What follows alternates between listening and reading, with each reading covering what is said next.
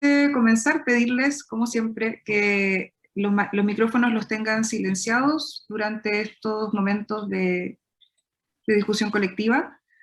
Durante la discusión grupal pueden tenerlos abiertos, ya que son discusiones más pequeñas. Recordarles que la sesión está siendo grabada para luego ser compartida a través del canal de YouTube de Coaniquem. Todas las preguntas y comentarios las pueden ir dejando en el chat para al final de la jornada ser respondidas. Y además, hacia el final de la jornada voy a estar enviando el formulario de asistencia para que después les puedan llegar sus certificados. Uy. Ay, ¿qué pasó? Ahí sí. Bien, ¿qué vamos a hacer hoy día? Para quienes ya nos han acompañado más jornadas, ya saben el recorrido de la jornada. Para quienes nos acompañan por primera vez, contarles que primero vamos a hacer, yo les voy a contar las preguntas que vamos a utilizar para la Mañana a las reflexión. 5 entro al de liderazgo. Ya. Recordemos mantener cerrados los micrófonos para no escucharnos ahora. No hay problema, cosas que pasan. Pero bueno, como les iba diciendo, primero les voy a presentar las preguntas para la reflexión grupal, que además yo se las mandé por correo junto con el enlace para que las tengan a mano en el caso de que las necesiten ver. Después vamos a conformar los grupos de más o menos 10 personas, ahí como moderadores y moderadoras y moderador va a estar Tania Solari, Norma Figueroa, profesoras del Colegio Hospitalario Casa Abierta Coaniquem, Andrea y Gloria, nuestras presentadoras, y Sergio Vázquez, director del Colegio Hospitalario. Para el trabajo grupal vamos a tener 40 minutos, que suena como harto tiempo, pero se pasa muy rápido para que lo tengan presente. Luego de la discusión grupal vamos a tener un momento de plenaria. Ahí les vamos a pedir que den las conclusiones de lo que conversó cada grupo en torno a las preguntas. Después tendremos 15 minutos de recreo y, perdón, al revés. Primero los 15 minutos de recreo, luego la plenaria grupal, para después pasar a las presentaciones de Gloria y Andrea. Y finalmente vamos a dejar un pequeño momento de preguntas o comentarios si es que hubiese. Bien, las preguntas que van a guiar la reflexión hoy van a ser, primero, ¿qué entiendes por duelo y qué tipos de duelo conoces? Segundo, ¿qué estrategias utilizas para abordar el duelo con los estudiantes, pacientes, familias y trabajadores de la pedagogía hospitalaria? Y en tercer lugar, ¿de qué manera el valor de la resiliencia contribuye en el afrontamiento de distintas situaciones de vida? Si bien no todos quizás trabajemos directamente con el duelo o nos hayamos enfrentado tan de cerca a él, todos tenemos desde nuestra experiencia que aportar para estas preguntas.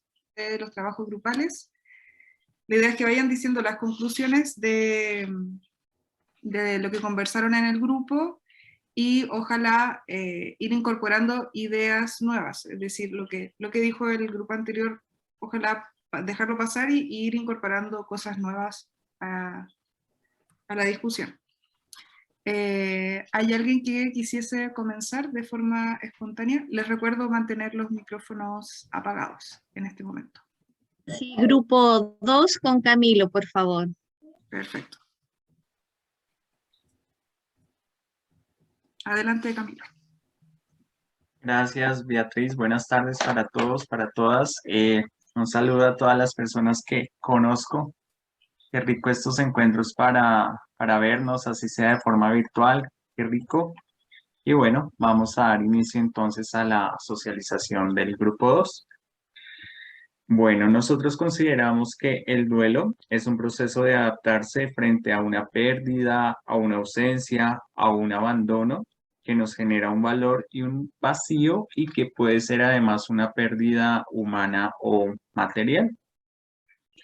Entre las estrategias que nosotros proponemos para afrontar el duelo, podemos encontrar la escucha activa, creo que es una de las más importantes como estrategias que debemos tener, eh, así como los valores, la empatía, la emotividad que podamos expresar, y también entendemos que el duelo genera ciertas etapas. Entre ellos está la negación. En mi caso personal, pues yo la asocio mucho a una canción de Kevin Johansen, que es No me abandones. Para los que la conocen, creo que es una forma de expresar esa parte del duelo que es la negación. Pero además también se entra en una etapa de tristeza profunda, de llanto, y es ahí donde necesitamos la compañía del otro. ¿Para qué? Para poder enfrentar esa nueva realidad en compañía, como lo mencionábamos en los grupos, como lo mencionábamos en los grupos, en estos tiempos de COVID, pues a todos nos ha tocado de una u otra manera una pérdida humana de un ser querido, un ser cercano.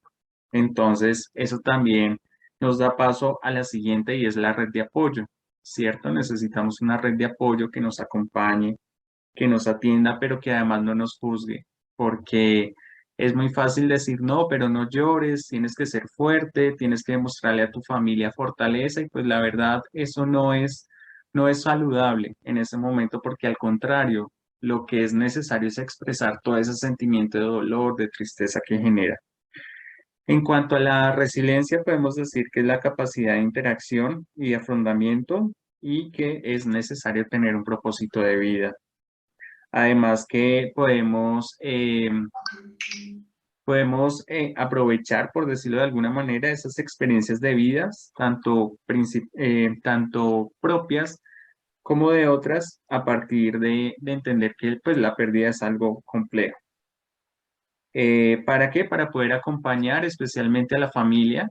Son los más afectados cuando fallece alguien en las pérdidas humanas.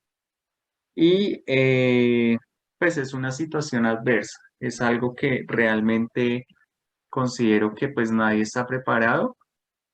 De hecho, nadie nos prepara para asumir una situación dolorosa, un duelo, una pérdida. Y cierro con una pequeña frase de Cassandra Clare que dicen que el tiempo cura todas las heridas, pero eso presupone que la raíz del duelo es finita. Entonces, eso también nos dice de alguna manera que el duelo no es eterno, no es para toda la vida, aunque cuando lo sentimos que el mundo se acaba, que va a ser eterno, que cómo vamos a salir de esa situación. Y si llegase a pasar eso, pues entonces sí necesitamos, sin duda alguna, acudir a un profesional para que nos apoye y nos ayude a superar esta situación. Muchísimas gracias. Gracias, Camilo. ¿Alguien desea continuar? A mí me gustaría continuar. No. Adelante, Maritza. Ya. Sí, continuando con lo que ya se mencionó, acá en nuestro grupo también conversamos del tema de que hay duelos, hay otros tipos de duelo, por ejemplo, cuando ya se deja el paciente o los niños, adolescentes, de dejar de hacer una vida normal. Ese duelo de que no puede volver a su escuela de origen, porque también es un dejar de hacer, y no todos en su momento con la probabilidad de volver, en algunos casos sobre todo de enfermedades terminales. Cuando ya no puede dejar de jugar a la pelota después de un accidente, también viene un dejar de hacer, el poder compartir a lo mejor con la familia. Y ahí cuando mencionábamos a la familia de lo que significa como estrategias de soporte para vivir el duelo, mencionábamos que también todo esto de vivir el duelo es el niño, adolescente o la persona, todo su grupo familiar, más los profesionales de todos esos niños que están en las aulas hospitalarias o en algún hospital. Y nos encontramos con que hay casos donde no se cuenta con un apoyo psicológico o con otros profesionales que puedan contener a estos profesionales que, por ejemplo, van a hacer periódicamente una visita a un enfermo a una casa, a ayudarlo en toda la parte pedagógica, y empieza este proceso de que las visitas empiezan a disminuir y llega el momento de la partida, y a mí en lo personal me impresionó porque nos mencionaban ahí que no hay psicólogo o alguien, un orientador que los pueda aportar, sino que apoyar con esa especialidad, digamos. Pero sí hay una contención, sí hay una contención dentro de las personas que están. Y la palabra que salió acá es el acompañamiento, o sea, como también lo mencionaron, pero igual lo quería decir, este acompañamiento que siempre tiene que ser hacia la familia y entre los tratantes, entre las personas que acompañan dentro del círculo de las personas que están ahí. Donde se ve más fuerte el tema del duelo, todos aquellos niños que están con problemas oncológicos, porque ya desde el momento que se les da la noticia, ya se empieza a vivir un duelo proyectándose. Entonces, ahí es importante tener un acompañamiento desde el momento que el niño y la familia recibe esta noticia. Otro tema que tocamos es que sí hay otros lugares donde se cuenta con profesionales de diversas áreas, no tan solo psicología, sino que musicoterapia, orientación para poder apoyar desde su zona de origen a través del asistente social y también de los profesores en sus diferentes ramos, para poder apoyarlo en digamos, en este proceso.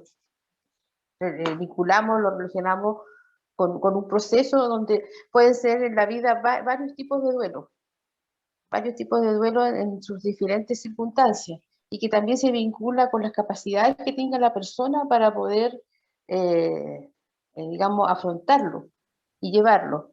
Cuando llegamos al tema de la resiliencia, de esta capacidad de poder avanzar y levantarse frente a la adversidad, eh, mencionamos que la resiliencia tiene su definición propia, que cada persona la va haciendo vida en estos distintos, digamos, procesos de vida que va teniendo. Y que también se va armando, que se va modificando la persona para poder salir adelante, digamos, con distintas estrategias. Y una de las personas de nuestro grupo nos hablaba, por ejemplo, de, de cerrar ciclo, qué herramientas podemos ocupar eh, para poder trabajar el duelo, y cerrando ciclo, escribiendo una carta, por ejemplo, a la persona que partió, y poder guardarla, preparar algún altar en memoria de la persona, o en una cajita guardar, por ejemplo, cuando está el duelo, la pérdida de algún animalito, hacer el proceso de enterrarlo, de acompañarlo, distintos rituales también, y también hacer peregrinación con la persona. Ahí mencionaba, por ejemplo, ir a visitar lugares donde la persona que ya no está le gustaba ir, y a lo mejor hacer un diálogo interno como haciendo esta despedida. Eso le quiero mencionar. Muchas gracias, Maritza. Betsabe. Mi grupo 3, Bea. Ya. Ay, perdón. Cecilia. Ay, perdón, ¿o había alguien antes? Betsabé y luego... Ay, ya, sorry, que no escuché. Sorry. Ya. Muchas gracias. Nosotros somos el grupo 1.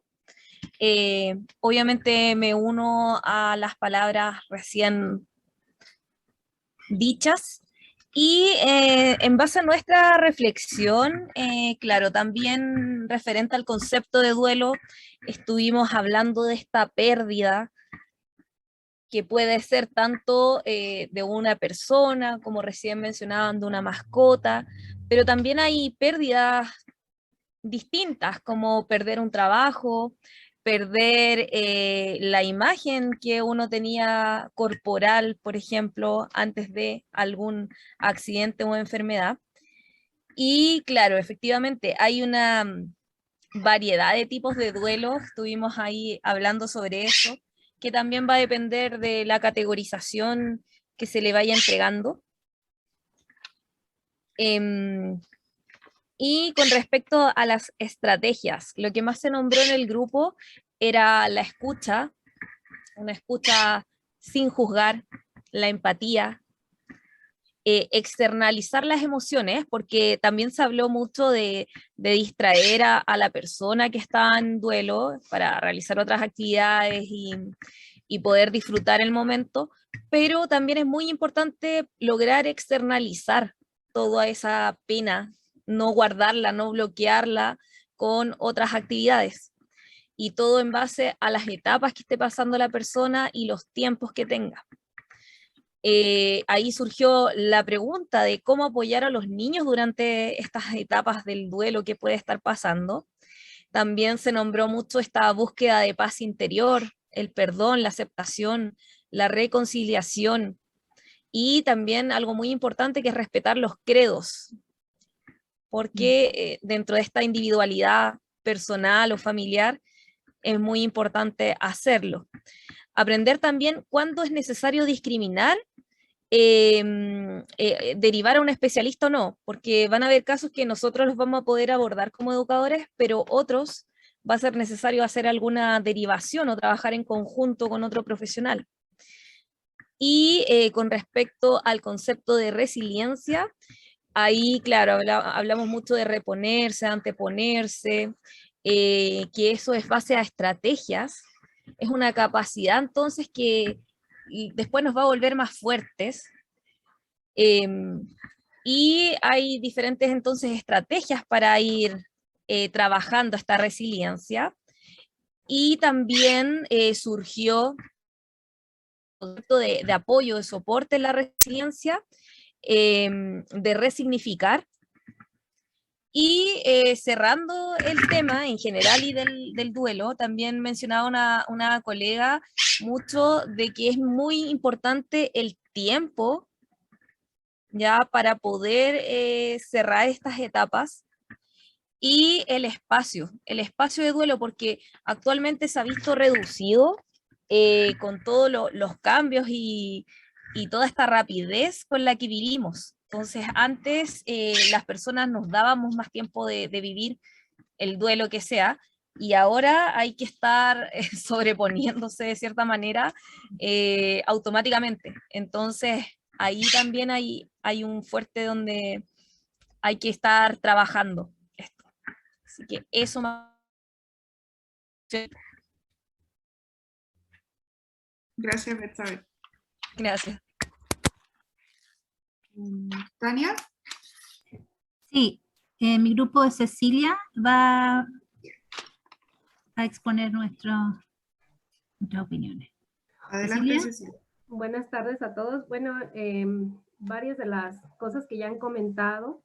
Creo que otra de las aportaciones que nosotros tuvimos en la primera parte del diálogo fue que el duelo es un proceso de vida porque constantemente estamos viviendo pérdidas de diferente índole, tomando en consideración que el duelo no es una situación a la que nos enfrentamos solo ante la muerte, sino ante diferentes situaciones.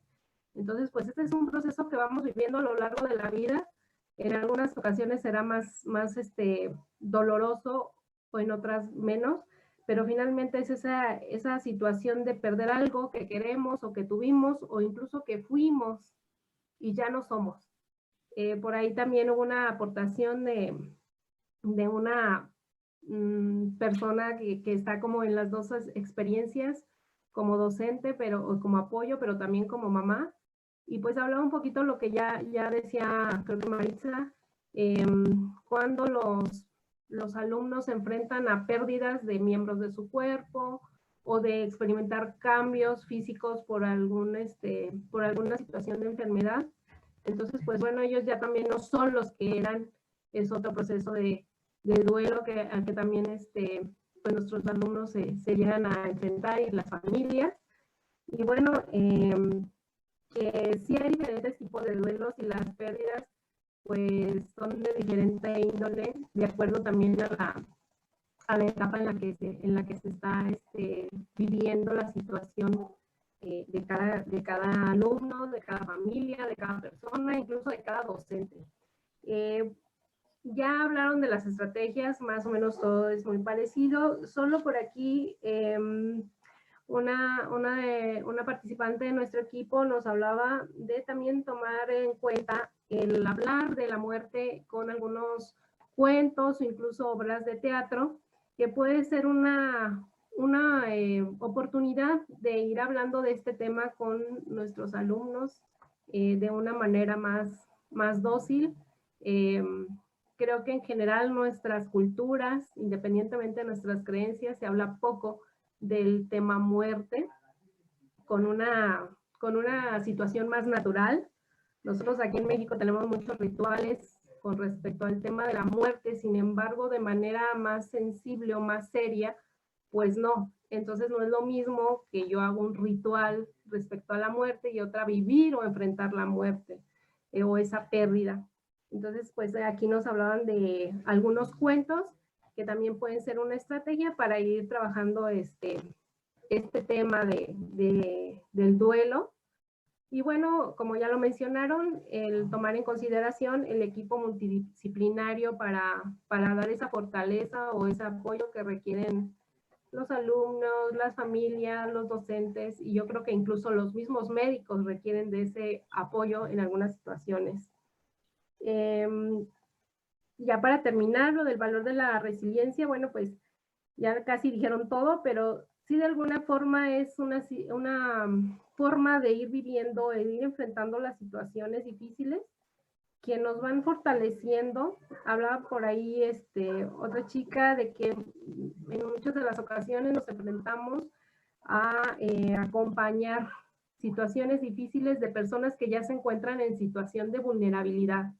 Entonces, pues eso todavía nos hace ser más empáticos, más dóciles. Ya hablaron por ahí de todos esos valores que nos van ayudando a ser más resilientes y bueno, pues tener una mentalidad positiva y irnos adaptando y enfrentando, porque este tema de la resiliencia pues salió de la física y creo que sí es como ese ejemplo que nos ponen de esa liga, que cuando es necesario se estira y cuando no, pues vuelve a su estado. Entonces, creo que sí es una parte importante que seamos conscientes que, por ahí ya lo decían, todo va a pasar, nada es permanente y que va a llegar un momento en el que pasemos estos procesos desde el ángulo que nos toque, ya sea como padres, como maestros, como amigos, o incluso como simplemente conocidos, pero pues este tema es algo que vamos a ir viviendo a lo largo de nuestra vida. Gracias. Muchas gracias, Cecilia. Me falta un grupo, me parece, Natalia. Adelante.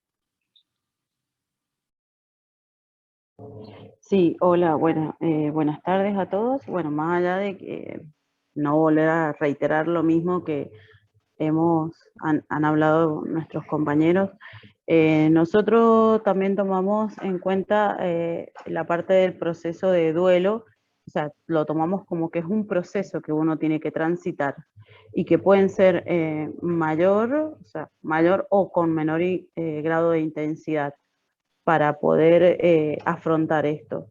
Y se tiene que acompañar, tal vez de distintas maneras, porque si bien el duelo, nosotros siempre hacemos referencia a la muerte, pero en realidad el duelo es diario en nuestra vida, porque puede ser, como dijeron todos, de lo laboral, de lo personal, de distintas etapas que uno va perdiendo.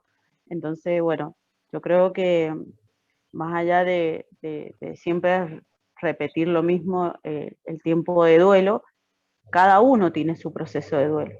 Cada uno va a decir hasta dónde puede llegar a transitarlo solo, y a lo mejor a su vez también se da cuenta que necesita el apoyo de un profesional. Y en nuestro labor diario, digamos, de docente, nadie nos prepara para un duelo de un alumno paciente. Entonces, bueno, es como que lo vas aprendiendo y lo vas adquiriendo con tus compañeros, los mismos compañeros que te van apoyando y que te van enseñando. Cuando uno recién ingresa, bueno, ellos también son los pilares que uno tiene, porque uno tiene que tener la empatía siempre con el otro, de la parte ya sea bien profesional o o personal, digamos.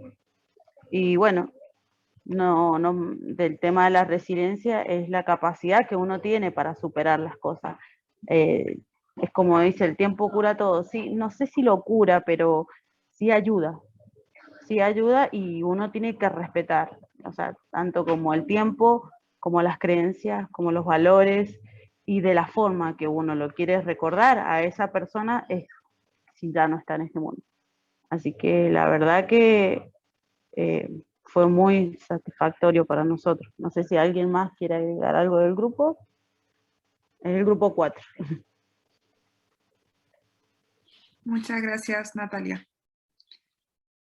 Muchas gracias a todos y todas por sus valiosos aportes. Yo creo que hay varios consensos. Hay distintos tipos de duelo. Es algo que tenemos más cerca de lo que podemos pensar cuando alguien habla de duelo. No solo la muerte, sino que hay distintos tipos de pérdida que se pueden experimentar con un duelo, como decían ustedes. Es importante el acompañamiento en este proceso, en este transitar del duelo, como lo decían. Se hace relevante la red de apoyo con la que contamos, también en el caso de ser necesario el apoyo del área de psicología. Ahí nos dieron muchas estrategias, el abordarlo a través de cuentos, la escucha activa, el poner en práctica distintos valores como la empatía y la resiliencia. Así que tenemos varios consensos y ahora vamos a continuar con las presentaciones de las psicólogas. Un segundo. En primer lugar va a presentar a Andrea Ortiz. Ella es psicóloga de la Universidad Diego Portales, especialista en psico-oncología de UCES, Buenos Aires, magíster universitaria internacional en cuidados paliativos. Perdón. Ahí sí. Asesora de la Mesa Técnica del Programa de Cuidados Paliativos y Alivio del Dolor del Ministerio de Salud de Chile, docente del Diplomado de Psico-Oncología para Profesionales de la Salud de la Universidad Diego Portales de Chile, docente del Diplomado Internacional de Alta Especialización en Intervención de Psico-Oncología, Chiclayo, en Perú, docente máster de Psico-Oncología y Cuidados Paliativos de la Universidad Miguel de Cervantes, en España. Tiene más de 17 años de experiencia profesional. Desde sus inicios académicos ha estado ligada al área de oncología y cuidados paliativos. Comenzó como voluntaria en la Corporación del Niño Leucémico de la ciudad de Temuco, CONILE, cumpliendo con labores de apoyo psicológico a los niños, padres y funcionarios, tanto en la corporación como en el aula hospitalaria. Actualmente se desempeña como psicóloga de las de las unidades de cuidados paliativos, oncología, patología mamaria e infecciones de transmisión sexual en el complejo asistencial Dr. Víctor Ríos Ruiz, de Los Ángeles. Autora del capítulo de acompañamiento terapéutico al final de la vida del libro de psico-oncología. Adelante, Andrea. Muchas gracias por la presentación y también por la invitación a hablar de algo que a pesar que es doloroso y que el trabajo que llevo a diario tiene que ver con el acompañamiento al sufrimiento, me apasiona. Y así como me apasiona a mí, estoy segura que la docencia les apasiona a ustedes. Y por algo también están, a pesar de todas las adversidades que uno puede tener, uno está en el lugar donde hoy día están. Yo no sé si se visualiza la presentación. Sí, se ve. Se ve cortada, me parece, eso sí. A ver, ya, pues déjame compartirla de nuevo. Ahí sí, ahí la veo bien. Ya, y ahora la voy a... ¿Ahí? Sí, ahí se ve bien. Ahí sí, ya. Sé que tengo 15 minutos para hablar de un tema que ya en el grupo que me tocó hablamos mucho, pero no abordamos todo, pero no quiero tocar aquellos temas que ya lo han abordado, ¿ya? Más bien quiero presentarles ahora el tema de cómo nosotros podemos trabajar con la muerte o con el duelo en nuestros niños dependiendo de la edad. Y también les traigo ahí algunas sugerencias y algunas recomendaciones que podrían ser útiles para su desempeño docente. Yo sé de que hoy día, y esto es un tema súper importante, si bien por ahí se hablaron del duelo como etapa, hoy en día las visiones más actuales en cuanto a duelo tienen que ver con trabajar con las tareas de duelo. Y en base a las tareas que tiene el duelo, podemos, ¿cierto?, mejorar no solamente la adherencia a las terapias desde la línea de la psicología, sino que también podemos colaborar en esta vivencia de lo que se genera cuando hay una pérdida de un ser importante. Y en esto no solamente tiene que ver, ¿cierto?, con el duelo de nuestros estudiantes, de nuestros pacientes, sino que también en nuestros propios duelos. Y hoy en día, ¿cierto?, el duelo tiene un tinte distinto ante esta situación de pandemia. Estamos viviendo duelos traumáticos y la gran diferencia entre estos duelos traumáticos que hoy día están viviendo nuestros niños, los padres, nuestros pacientes, tiene que ver con la intensidad de los síntomas o de las emociones. Hoy día vemos, si antes nos daba pena, ahora este dolor es mucho más intenso y mucho más durable en el tiempo. Y esto tiene que ver principalmente con que hay varios elementos que ocurren a partir del COVID. Por una parte, ¿cierto?, tiene que ver con la rapidez con que ocurre la situación, tiene que ver con la escasa red de apoyo. Hoy día no podemos vivir rituales funerarios como antes estábamos acostumbrados, sino que estos son acotados. Y esto podría generar que no solamente nosotros como docentes, como profesionales de la salud, sino que también nuestros propios niños, los padres de nuestros niños, puedan vivir ciertos duelos traumáticos. Yo los venía escuchando, ¿cierto? Y cuando uno trabaja con niños y adolescentes, aparece un montón de significaciones que son importantes.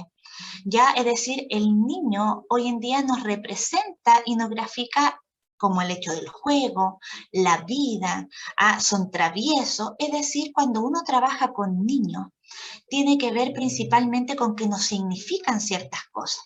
Y esto es importante que nosotros lo consideremos porque es muy distinto trabajar con un adulto que trabajar con un niño. Cuando nosotros decidimos empezar en este hermoso trabajo que es el aula hospitalaria, por una parte estaban las ganas, pero tal vez muchos de ustedes llegaron sin saber de lo que se trataba. Y esto también viene sumado al tema de que ninguno de nosotros, y yo estoy en eso segura, que tuvimos una preparación de pregrado para trabajar, ¿cierto?, con niños o con adolescentes que en algún momento podían morir. Y eso indudablemente genera, ¿cierto?, de que en la realidad actual, no solamente hablar del cáncer sigue siendo un tabú, sino que hablar de la muerte es un tabú, y hoy día se nos suma el COVID que vino un poquito, ¿cierto?, a quitarle como el protagonismo al cáncer. Por lo tanto, cuando nosotros trabajamos con niños, vienen todas las significaciones que atribuye el niño. Y esto también se va a poner cuando nosotros trabajemos con enfermedades que son limitantes a la vida. Es decir, nuestras propias creencias con respecto al duelo y a la muerte también se pueden ver reflejadas al momento de trabajar con nuestros niños. Es como, por ejemplo, mis lentes. Yo no veo sin mis lentes. ¿Ya? Y mis lentes manifiestan todo lo que son las creencias, nuestras significaciones que nosotros le atribuimos a la muerte y al duelo. Entonces, cuando nosotros trabajamos con un niño, cuando trabajamos con un adolescente, esas creencias y esas significaciones se van a ver plasmadas al momento de trabajar con él. Por ejemplo, si yo estoy viviendo una situación de duelo, estoy viviendo y me genera dolor el hablar del duelo, lo más probable es que cuando una mamá, por ejemplo, quiera hablar de la partida de sus hijos, nos genere un poco más de conflicto. Entonces, solamente para plantear el duelo sinónimo de dolor. Y esto es súper importante, ¿ya? Y es importante porque aquí lo normal sería que alguien cuando tiene una pérdida, cuando tenga una próxima pérdida, es decir, yo sé, es cierto que un papá me informó de que mi hijo va a morir, yo empiezo a vivir el duelo muy bien, como ustedes lo señalaban, desde el momento en que yo sé que mi hijo está enfermo. Y ahí yo empiezo a vivir, algunos le llaman un duelo anticipado, pero va a depender mucho también de las limitaciones que me genere la enfermedad. Mientras más limitaciones tiene el niño, mayor va a ser el impacto emocional de ese niño y de esa familia.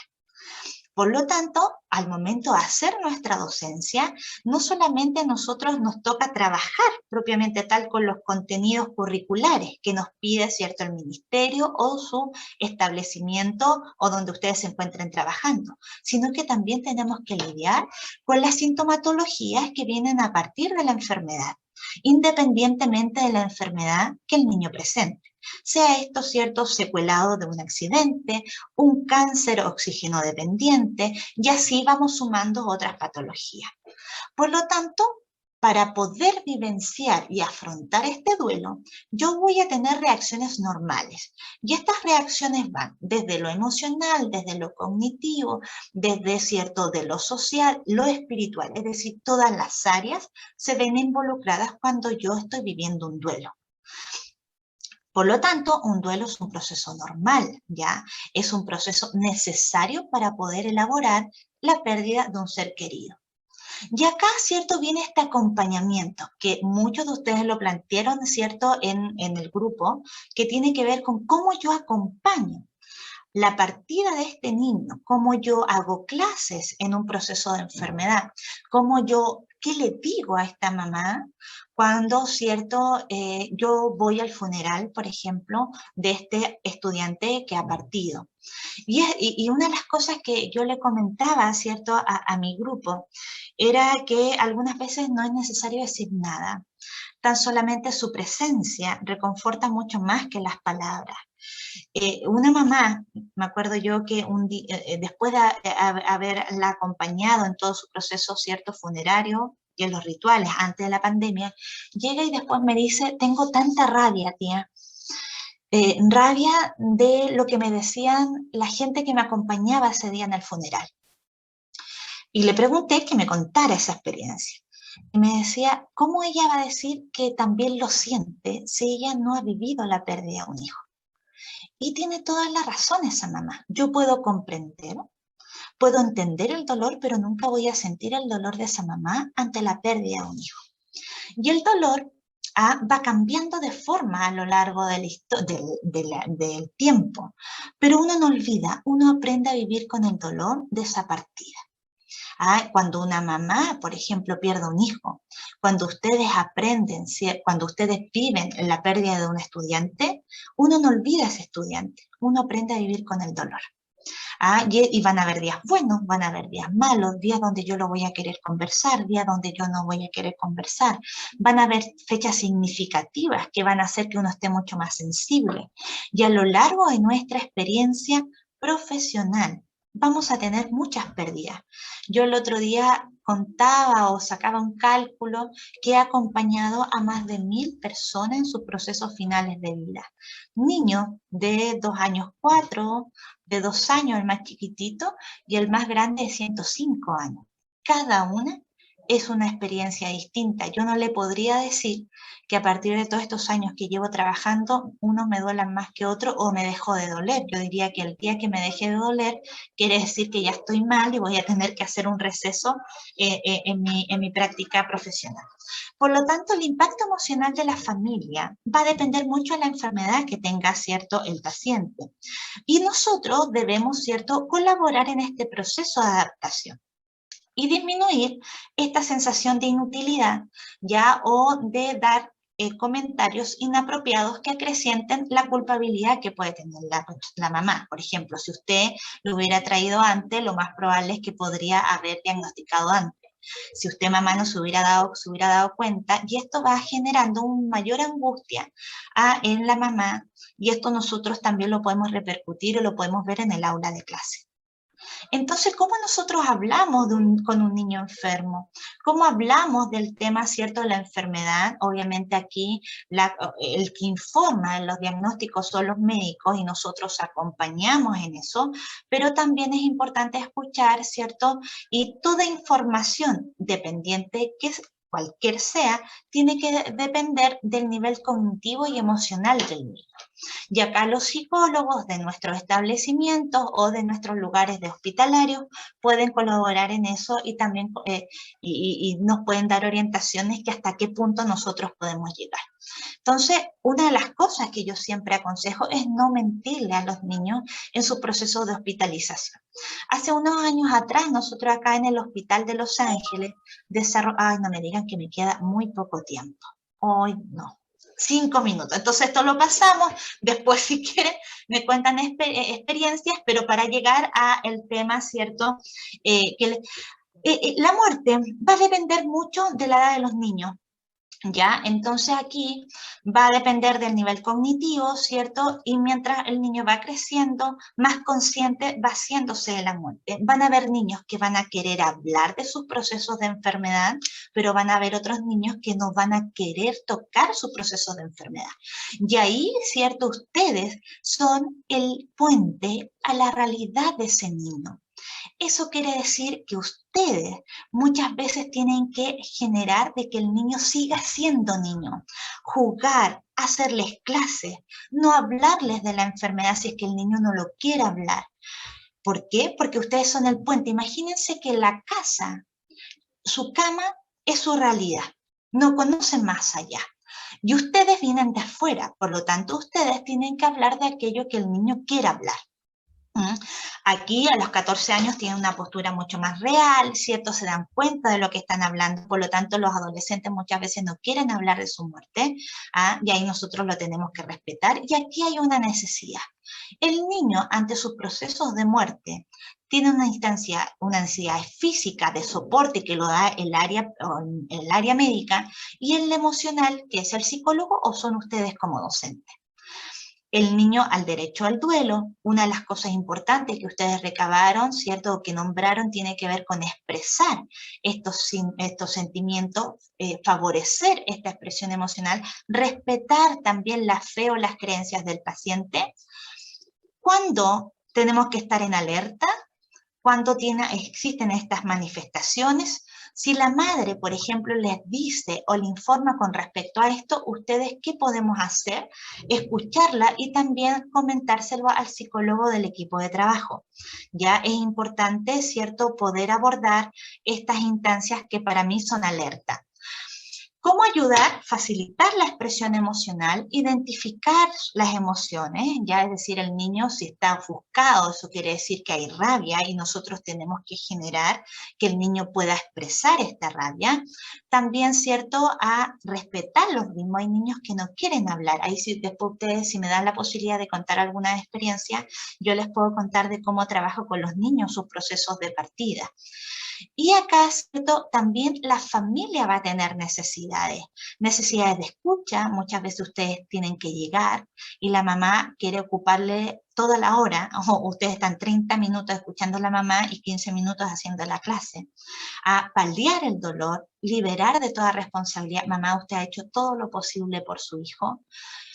Usted ha hecho todo lo humanamente necesario, ha hecho una buena labor, contenerlo, acompañarlo. Y acá, recomendaciones, ¿cierto? En algunos casos, aquí tenemos que ser muy cuidadosos con la asistencia a los funerales. ¿Ya? Cuando yo acompaño a un niño en sus procesos finales de vida, tengo que también conocer cuáles son mis motivaciones en ese acompañamiento. ¿Por qué yo necesito acompañarlo? ¿Ya? Y si yo veo que es porque no he resuelto algo, eso lo tengo que trabajar. ¿No? ¿Qué hacer en el ambiente hospitalario, en el ambiente educativo?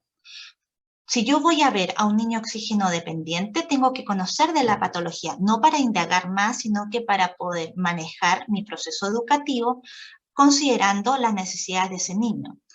También informar acerca de la situación. Realizó, cambió, y se restringe la independencia y autonomía. Muchas veces a nivel individual también hay síntomas tales como ansiedad, depresión, producto de este duelo que están viviendo, ¿no?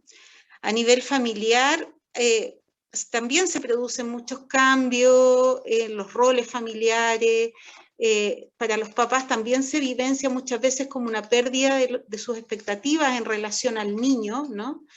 Y en general lo que nosotros vemos muchísimo es que los papás se ponen bastante sobreprotectores y bastante permisivos con los niños, entonces cambia muchísimo la dinámica familiar. A nivel escolar también hay, por supuesto, cambios en las oportunidades de socialización y alteración en el ámbito educativo. Dale nomás, Sergio, con la próxima. Ahí. Dijimos que a nivel individual, ¿cierto?, se producen bastantes cambios. La enfermedad amenaza el proceso de constitución de la identidad y de la imagen personal del niño, ¿ya? Especialmente cuando hay cambios en el cuerpo, como los niños que vemos nosotros, que son niños con quemadura o que tienen cicatrices por distintos accidentes. Esta alteración de la imagen personal y corporal en el niño depende también de variables individuales, familiares, sociales y culturales, especialmente vivimos en una cultura donde la parte física, ¿cierto?, es importante sobre todo en ciertas etapas del desarrollo, donde se valida el aspecto físico como un canon de belleza importante. Va a depender también de la etapa de desarrollo en que se encuentre el niño. Lo que nosotros vemos es que especialmente con los niños preadolescentes y adolescentes se produce un cambio importante en su imagen corporal. Están en una edad, ¿cierto?, donde hay cambios físicos, hay cambios psicológicos, donde están adquiriendo su identidad y por lo tanto en esta etapa especialmente el tener un cambio corporal como una cicatriz que muchas veces es visible les produce emocionalmente un desajuste importante. La imagen personal tiene un componente cognitivo y también afectivo que nosotros evaluamos con los niños.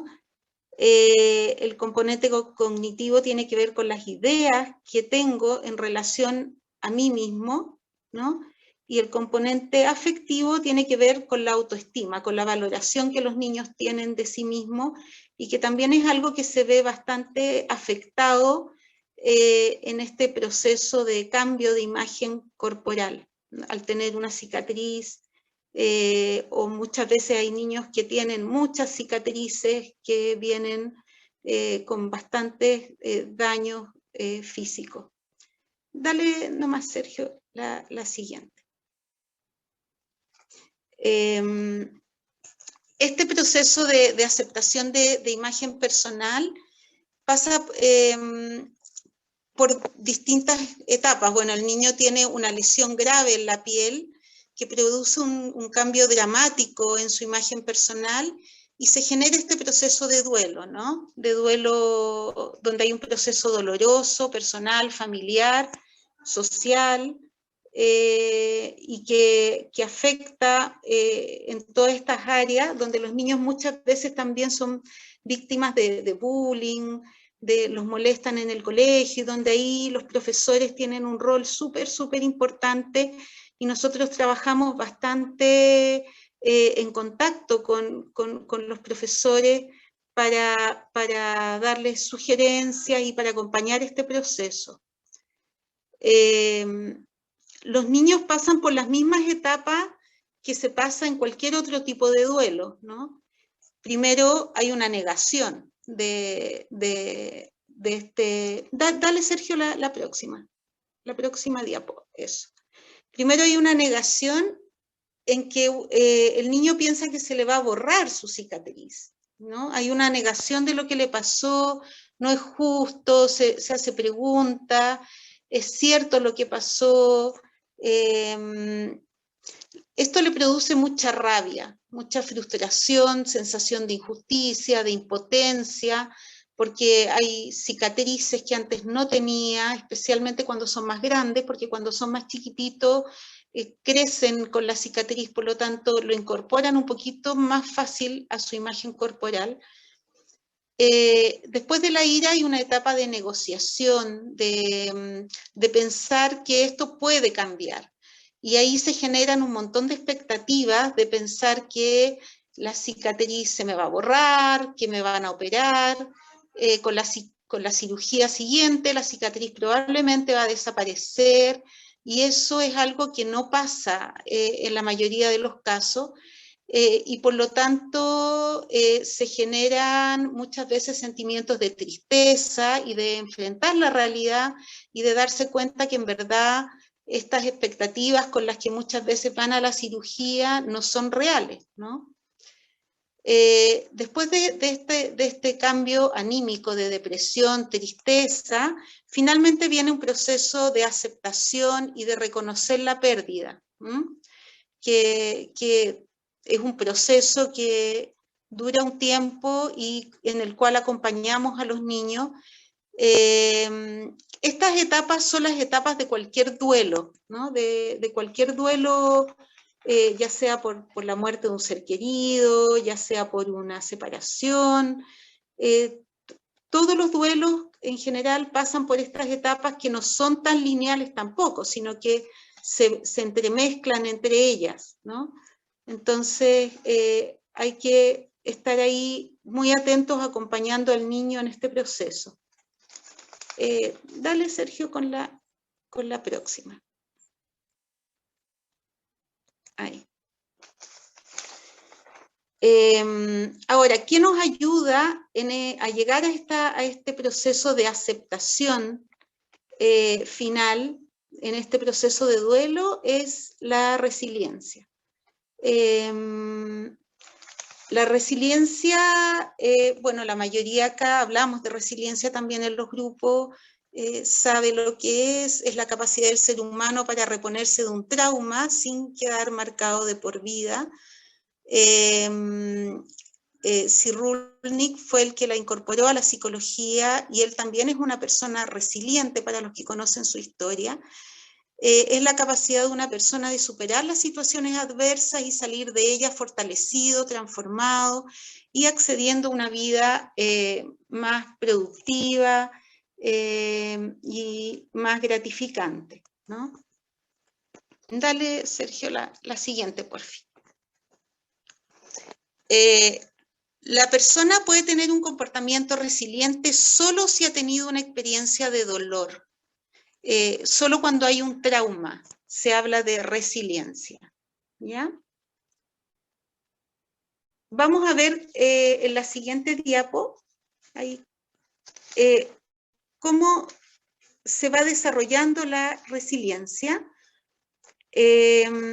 Para desarrollar la resiliencia hay factores personales y también factores del entorno que se van interactuando entre sí. Son importantísimos factores personales como la empatía, la capacidad de relacionarse, la iniciativa, la creatividad, todas estas capacidades que sin duda ustedes como profesores pueden ayudar también a los niños a desarrollar. Estos recursos internos, si bien se desarrollan durante los primeros años, también se pueden ir desarrollando a lo largo de la vida y se van interactuando con los factores ambientales y del entorno, donde finalmente el niño desarrolla estas capacidades que le permiten superar experiencias adversas, tales como experiencias de trauma, de duelo, etc.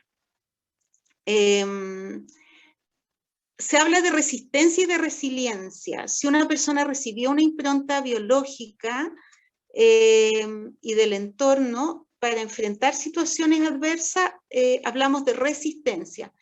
Pero si hay un trauma y el niño va superando este trauma, hablamos de resiliencia. Dale nomás, Sergio, con la otra.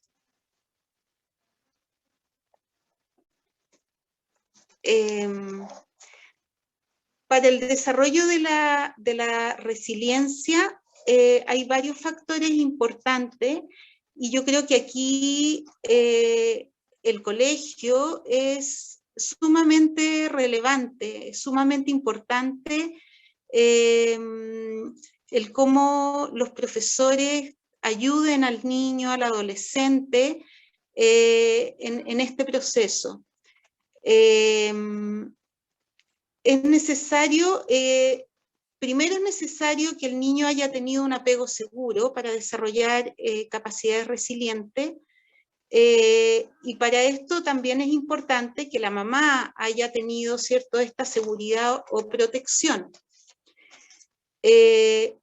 También es importante siempre contar con un entorno seguro y estructurado, y en esto el colegio muchas veces es el lugar seguro para los niños. En muchas familias disfuncionales, el colegio, la escuela es el lugar seguro y es el lugar donde ellos se sienten cuidados, protegidos, y en este sentido es sumamente importante. El autocuidado también, el tener hábitos saludables, también ayuda a la resiliencia. El tener interacciones gratificantes, el tener redes de apoyo, son todos factores que van factores ambientales que van a ayudar a desarrollar estas capacidades para superar situaciones adversas. Y acá aparece un concepto que es tutor de resiliencia, el que ven en rojo más abajito, que es un concepto que nos habla de que la resiliencia o el desarrollar capacidades de resiliencia no surgen desde el aislamiento o desde la soledad, sino que se requiere de la compañía, del acompañamiento, como bien hablamos en los grupos, ¿cierto? Y se mencionó también en la presentación de Andrea. Se requiere de alguien que esté ahí con el niño. Y a eso llamamos tutor de resiliencia, a un facilitador que ayude al niño en este proceso de duelo para poder desarrollar esta capacidad de resiliencia y poder finalmente llegar a un proceso de aceptación donde el niño pueda ir estando cada vez un poquito mejor. Dale la siguiente. Ahí. Todos disponemos de esta capacidad de superar adversidades, todas las personas, ¿ya? Pero es importante descubrirla, adquirirla y poder usarla. El evento que nos causó el trauma, en este caso la quemadura, ¿no?, de los niños, el evento lesivo y la vivencia de cómo ese niño vive este trauma no es lo mismo. Es súper importante cómo el niño signifique esta experiencia. Y eso es algo que también se puede ver a lo mejor o es algo que pueden indagar, en que pueden indagar también los profesores, el cómo el niño va significando, cómo va interpretando esta vivencia difícil y esta experiencia traumática, y ir ayudándolo un poquito también a expresar las emociones y en el acompañamiento de cómo emocionalmente vive este proceso. Dale la siguiente, Sergio. ¿Cómo trabajamos con nuestros pacientes? Aquí hay algunas imágenes de algunos niños que están en tratamiento de rehabilitación. Trabajamos con los niños fortaleciendo sus capacidades, buscando un tutor de resiliencia, que muchas veces son los profesores. Cuando hay familias muy disfuncionales, no son los papás los tutores de resiliencia, sino que muchas veces un profesor o alguien más, o un tratante que los está acompañando en este proceso. despejar tempranamente la culpa. Nosotros vemos bastante, especialmente con los papás, trabajamos bastante el tema de la culpa por que el niño se quemó, la culpa por que el niño tuvo algún otro tipo de accidente, como la mordedura de un perro, etc. Muy importante fortalecer los lazos familiares, no sobreproteger al niño y mostrarle también al papá y a la mamá que es importante, si bien acompañarlo en este proceso, no sobreprotegerlo, retomar actividades que al niño le gusten. Trabajamos harto con actividades grupales y es algo que también es importante si lo pueden hacer como actividad también en los colegios, ¿no? De manera de poder potenciar la parte social y que los niños puedan compartir experiencias también que han sido a lo mejor difíciles o traumáticas, no necesariamente una quemadura, sino otra experiencia. Y el tema del juego, que es muy importante, que también lo mencionó Andrea en su presentación. Dale nomás, Sergio, con la próxima. Y para terminar, les voy a leer un fragmento de Benedetti para que lo tengan ahí en consideración y que también es algo que pueden ocupar con los niños o con los adolescentes. Dice: no te rindas, aún estás a tiempo de alcanzar y comenzar de nuevo, aceptar tus sombras, enterrar tus miedos, liberar el lastre, retomar el vuelo. No te rindas, por favor no cedas, aunque el frío queme, aunque el miedo muerda. Aunque el sol se ponga y se calle el viento, aún hay fuego en tu alma, aún hay vida en tus sueños, porque cada día es un comienzo nuevo, porque esta es la hora y el mejor momento, porque no estás solo, porque yo te quiero. Muchas gracias y decirles a todos los que están acá, a los profesores, que ustedes son un ente, una parte súper importante en el acompañamiento del duelo y también para potenciar y mostrarles a los niños y a los jóvenes con que trabajamos sus capacidades y cómo ellos pueden usarlas para salir de experiencias adversas, para salir adelante y también para que ellos puedan tener este acompañamiento del proceso difícil que están viviendo de duelo, ya sea por la muerte de un ser querido, ya sea un duelo anticipado, ¿no?, que están viviendo, o ya sea por un accidente, por una quemadura o por algo que cambió su imagen física y que constituye un proceso difícil en el cual sin duda alguna todos los que acompañen van a ser sumamente importantes. Muchas gracias. Muchas gracias a ti, Gloria, por esta presentación. Muy relevante todo lo que nos comenta y es muy importante también para nosotros desde nuestra labor saber cómo podemos ir aportando en el proceso de duelo de forma positiva, cómo impactamos, cómo podemos impactar. Así que muchas gracias. Bien, me parece que, bueno, dejé en el chat el enlace de asistencia para que se puedan registrar. Y Soledad Chorolque tenía una pregunta.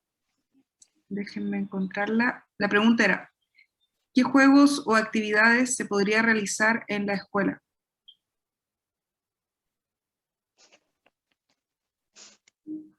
No sé si, Soledad, estás por ahí quizás para complementar la pregunta en el proceso de duelo o para fomentar la resiliencia. Era para fomentar la resiliencia porque al final de su ponencia había puesto actividades o juegos y bueno, quería saber.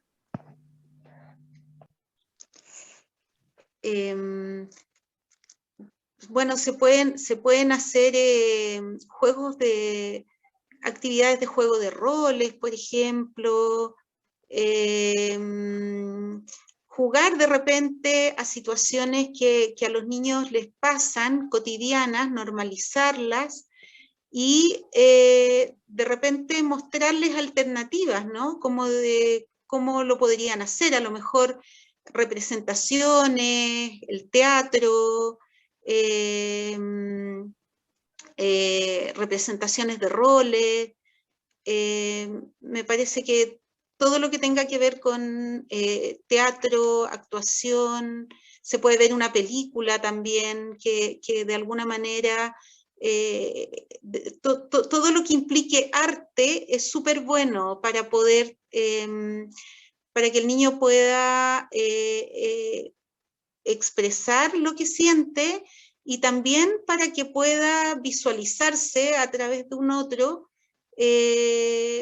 una película, por ejemplo, o hacer un dibujo, y después poder poner, por ejemplo, cómo me gustaría hacer, qué cosas tengo que desarrollar. Depende un poco de la edad, ¿no? Pero todo lo que tenga que ver con arte, me parece que el dibujo, el teatro, el cine, el jugar a representar roles, puede ser una herramienta. Muchas gracias, Gloria.